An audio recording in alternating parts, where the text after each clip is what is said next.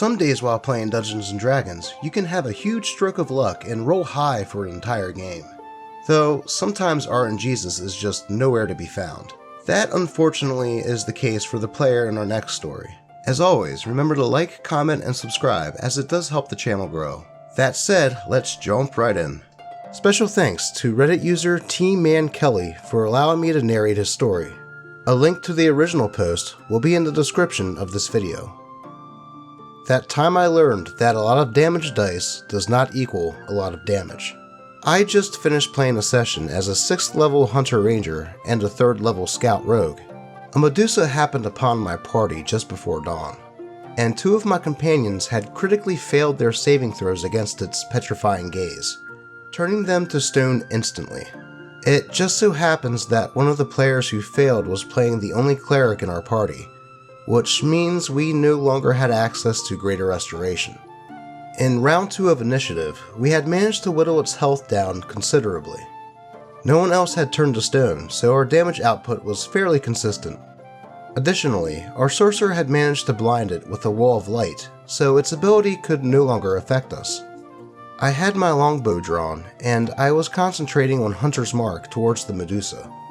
Even without advantage, I was able to add my sneak attack damage, since one of my companions was within 5 feet of the creature. Furthermore, I had selected Colossus Slayer for my Hunter's Prey, so with the damage we had already dealt, I got to deal an extra damage die once per turn. Finally, I was using a homebrew fire arrow, which deals damage when you hit and at the beginning of the target's turn. In total, my first attack on my turn would deal 2d8 plus 3d6 plus 1d4 damage. I rolled my attack with advantage. It was a hit. I rolled for damage. I would like to briefly interject here that at the end of the session, one of the players calculated the probability of rolling the same number on the aforementioned dice, which comes out to roughly 1 in 55,000. With that established, I rolled all 1s on my damage dice. After a good chuckle, I followed up with the Piercer feat from Tasha's. For those who do not have this book, that gives me 1 reroll per turn on 1 damage die for a piercing attack. I rolled 1d8 on the app our group uses since I didn't trust my own dice anymore. I rolled 1 damage. I sighed while my party's giggles erupted into laughter. I wasn't done though. I rolled for my second attack with advantage, and I rolled a natural 20.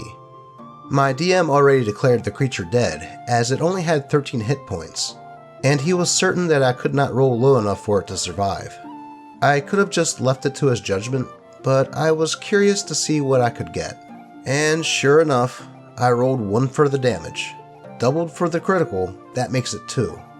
Even with my modifier damage, it was not enough to kill the creature. Thankfully, the sorcerer was able to finish it off, but I was half salty and half amused by the pitiful turn I had just performed.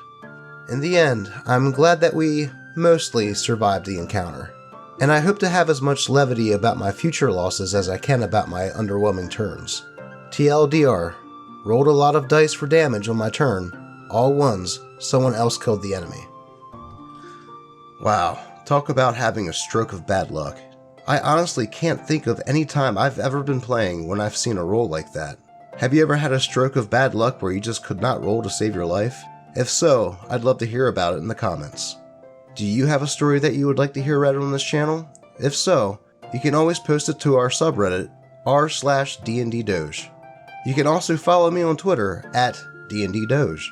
And as always, I appreciate all of you and hope all of your rolls are natural 20s, or at least not as bad as OPs. Until next time.